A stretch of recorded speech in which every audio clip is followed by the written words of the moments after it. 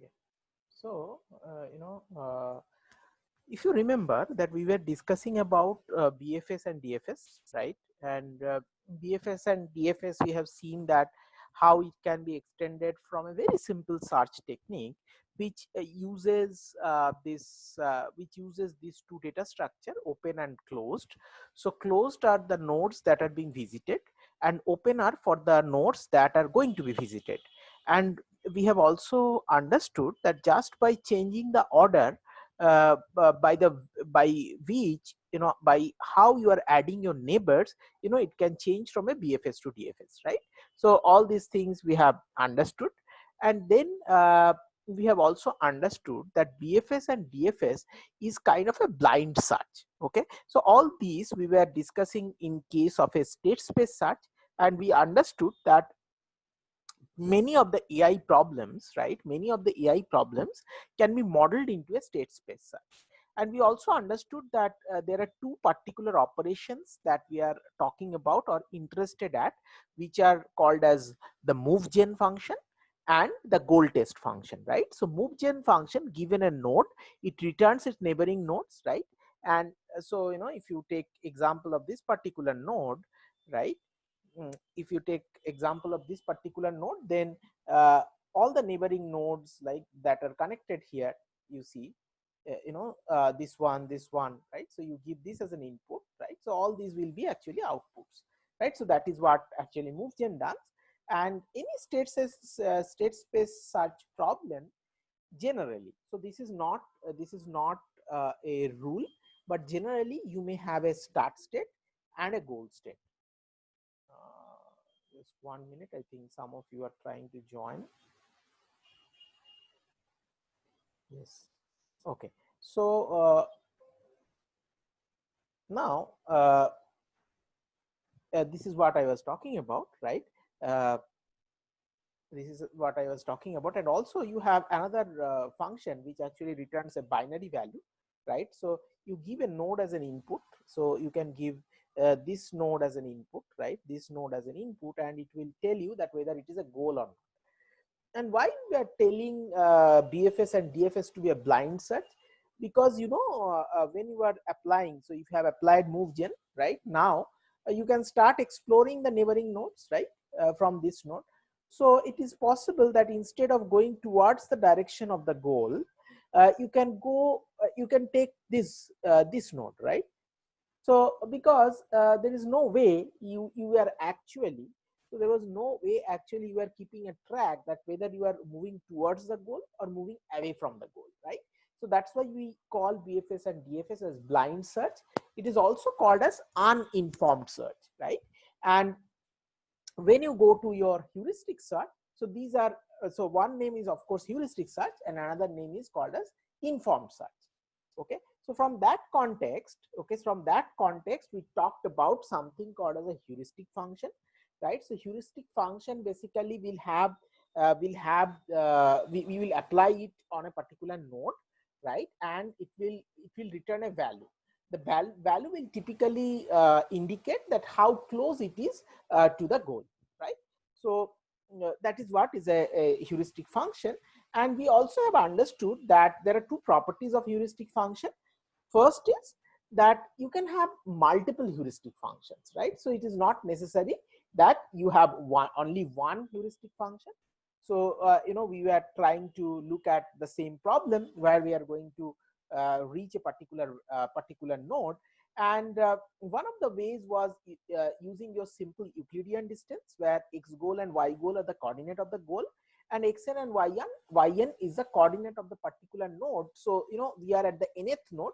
So xn and yn actually is a property of the heuristic node, right? Is a property of the node, and then this function is being applied on the nth node.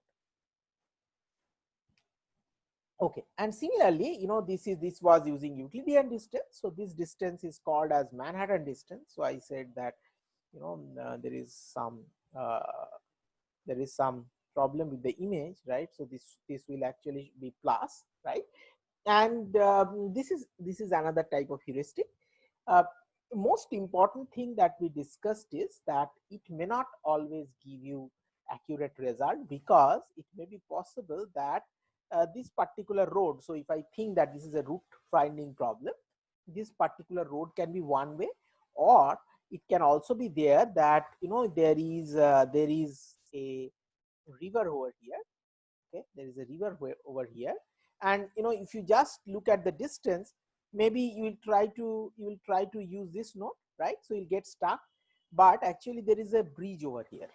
Okay, there is a bridge over here, so basically this node is a better node to go to the goal, right? So that's why we also understood that a heuristic function may not give you optimal result. It just gives you an idea, right? So it's like you yourself is trying to find some way, okay, and then you go and ask a person, right, that uh, which route I should take, or how much time it is going to take. So that will give you an idea, but it may not be very exact, right? So he may assume that you are going to walk down, however you are going to take a bus, or you are going to take an auto. So so there are some assumptions that are involved in heuristic function, which is the reason it will give an indication. Okay, so it's not a guarantee. Okay, so this is the summary. They take the current state and the goal state as the input. Now this part, goal state as the input, right? So this is actually implicit. Okay, this goal state as the input is implicit, because you see that I am not giving any other input. Okay, and there can be multiple heuristic functions. So here itself you see that there are two heuristic functions, right? And as we told that they give an indication on the quality of the solution. And we also discussed about hill climbing, which is a very simple algorithm. So we told that you can think of that a person is actually blindfolded, right? So is blindfolded, and the task given to him is to reach to find the peak of the hill, right? And the idea is that if he is standing over here, right, if he is standing over here, then he will take a step in all the directions that are possible. So maybe this direction, right, this direction and this direction, and he can reach the goal by looking at that this particular node is giving him better optimization value. So again he will move to here. Again he will try to see all these four locations, okay, all these four adjacent neighbors, and he will see that this direction he's getting a better value, and finally he will reach here, right? So if you remember that we also talked about another algorithm before we came to hill climbing, which is called as best first search. If you remember that, and we also discussed that best first search actually has two characteristics. Okay, one characteristic is first of all that it is kind of there is some similarity with best first search, because you are going to store a lot of nodes, right? Store a lot of nodes, and as a result space complexity of best first search is very high. Okay, so that is something we discussed. And we also discussed, right, we also discussed that best first search actually can give you very good result as it allows you to backtrack.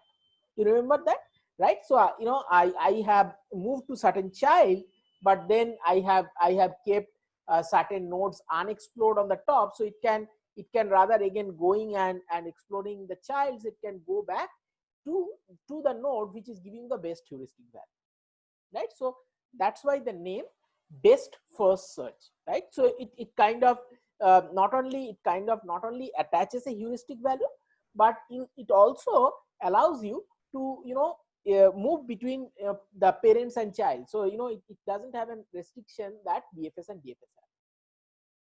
To solve this space complexity problem that we discussed, we thought let's do something.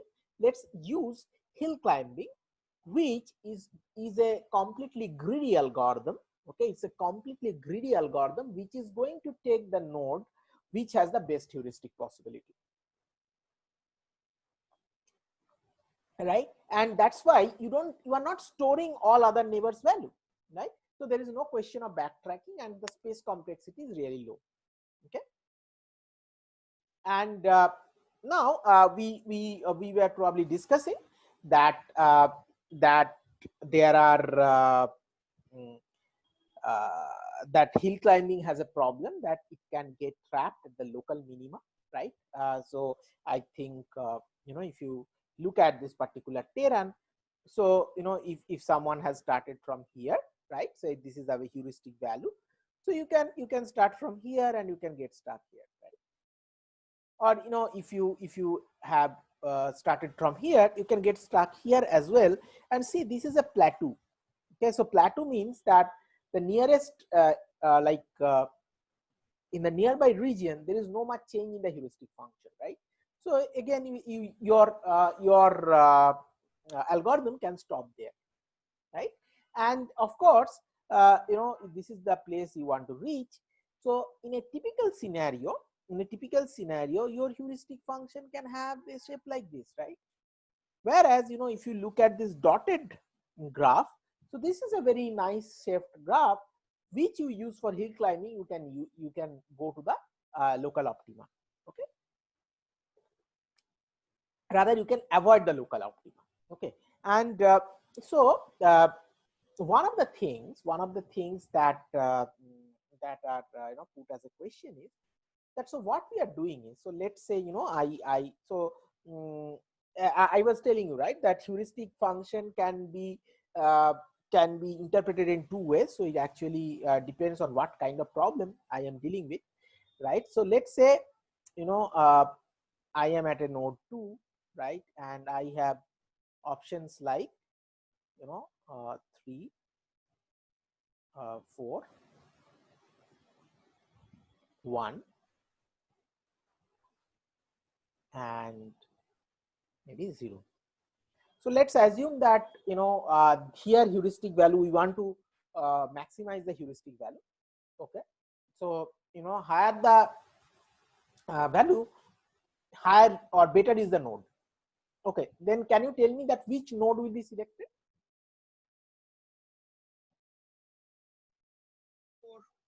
4 will be selected, right? Okay, so when you do like this is called as steepest gradient ascent. You see that? So this version of the hill climbing, you go for steepest gradient ascent. However, there is a heuristic, or rather, I will say that there is a stochastic version. Okay, so hill climbing can be a deterministic algorithm, okay, or it can be a stochastic algorithm as well. So, but first of all, let's first understand what is the difference between deterministic and stochastic at a very crude level. The difference is that if you are in a deterministic setting, you will always, so if you start from a particular node, you will always reach a particular location. That's it, right? Whereas in case of, if it is a stochastic hill climbing, then what will happen is that you may not reach the same point. Okay. So again, let me ask you that why should we even think of a stochastic version of the hill climbing? Can anyone of you try to answer this?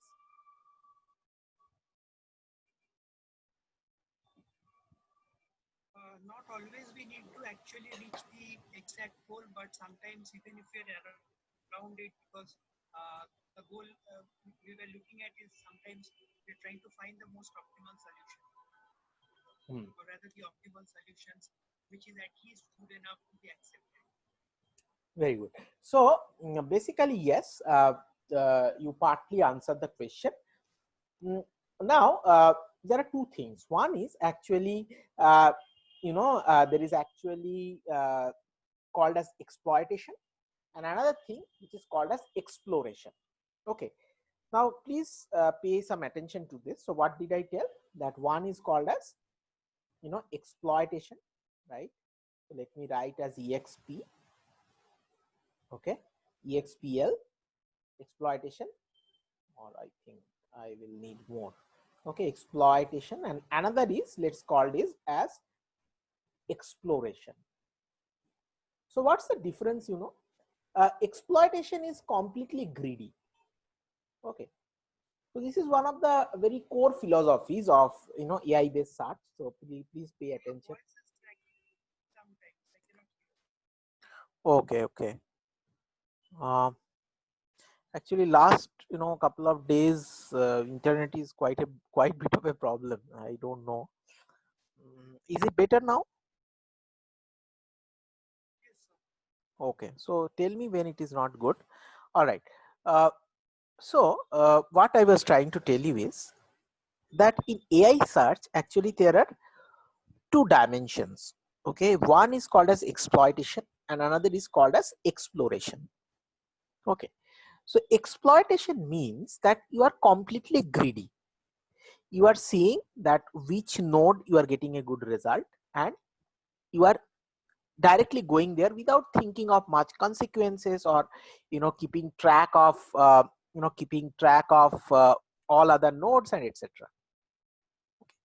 So hill climbing, its pure form, which is called as steepest gradient descent, right, uh, is a exploitation based algorithm. However, please understand that in AI kind of thing, right, what would you typically want? You typically want that you have looked at your solution space quite well, because your solution space is very large. Okay, so what you can do is you may not go to the best, you may not go to the best best neighbor, but what you can do is you can go there with a probability. So I can go to a better node, so there will be a pro. So I'm not going to go to 1 or 0, right, but I can go to 3 also, and I can go to 4 also. Okay, and when I go to 3, okay, I will have a less probability of going there, and when I'm going to 4, I'm going to have a more probability. So this version is called as random based neighbor. Okay, so we saw two versions now. One is called as steepest gradient descent, and another is called as random based neighbor. Okay, all right.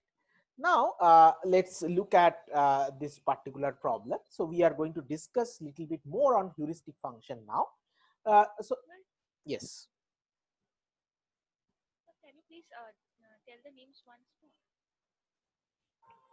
yes. So one is your steepest gradient descent, and another is your random based neighbor. Based means BEST, not BASED.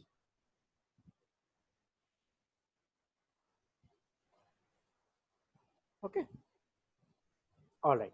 So now, Thank you, sir. yeah. So now, if you look at this particular problem, okay. What we want to do is that this problem is called from a blocks domain problem. Okay, blocks domain problem, and basically, as you see that you have a platform, and on that you have separate square blocks on top of it, right? And so these are 3D blocks, right?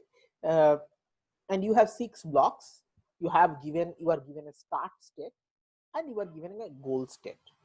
Okay, uh, so how can you find a heuristic function? So before that, what are the allowed moves? So what you can do is that you can pick any node, pick any block which is on the top. So you can pick A or you can pick E, and then E can go and sit over here, right? Or E can go and sit in the platform. Okay? Similar for A can go and sit on top of E, or A can go and sit in the platform.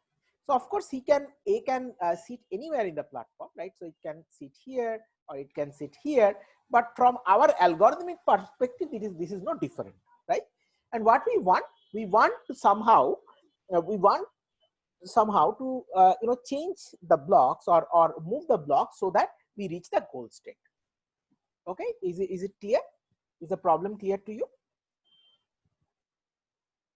Sir, there is sometimes a voice breaks. Oh, okay, okay. So let me repeat then. Okay, uh, so uh, what we are trying to do is that this is, as I said, this is from a blocks domain problem, and there are 6 blocks which are there in the start state and in a particular configuration, and I want to change that configuration. I want this particular configuration in my goal state. So this is given to the problem. Okay. Now how I can change? So if I call this as a state and this is another state. So the thing is that how can I change the states? The way of changing state is, as I said, that any block. So if you think that these are stacks, so there are 2 piles or 2 stacks over here, right, which is on this platform. So only the blocks that are on the top are actually free to move. Okay. So I was telling that an allowable move for A is that it can go and sit on top of E, or A can go and sit anywhere on the platform. And I also told that if A sits here or if A sits here, this doesn't make a difference, right? And like I explained about A, similarly E can also go and sit on top of A, and E can also sit on the platform, right? And now my question is that how can I design a heuristic function?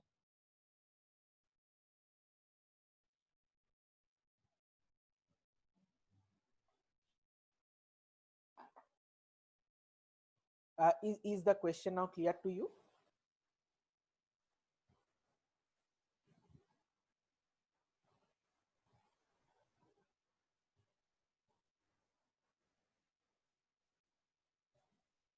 Hello?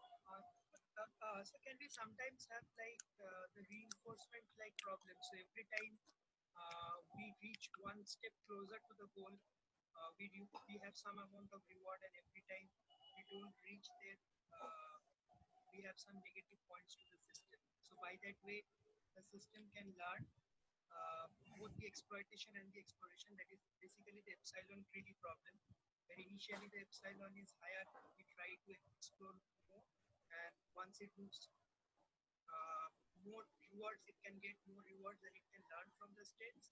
Then we reduce the amount of exploration and we start exploring. Yes. So this is a framework that you are talking about, Orithro. Okay. And reinforcement is best applied when your system is more uncertain, right?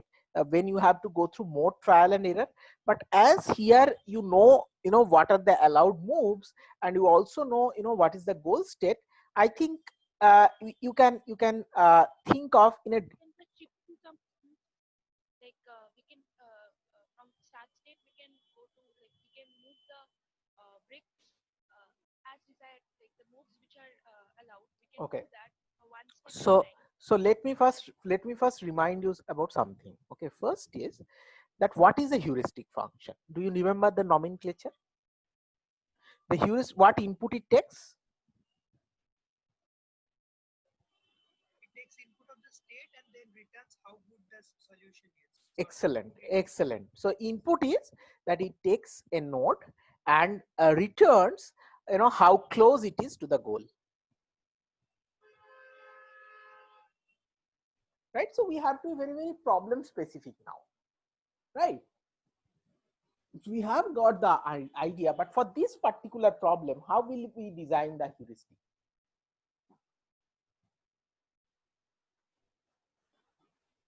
Okay, so one simple solution can be that if it is on the correct block, okay, then it is +1, else it is -1.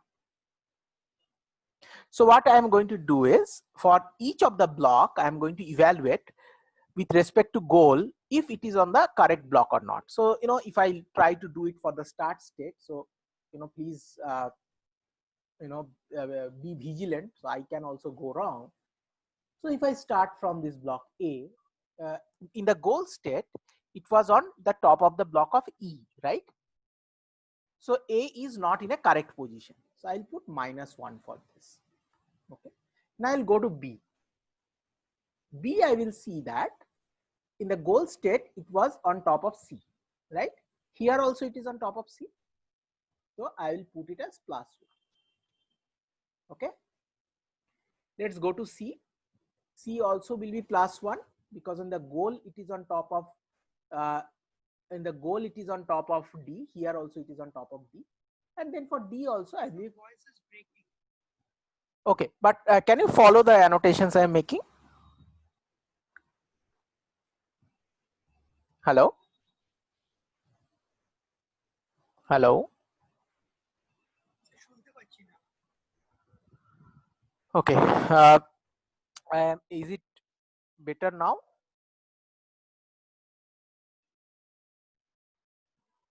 Hello? I think let me.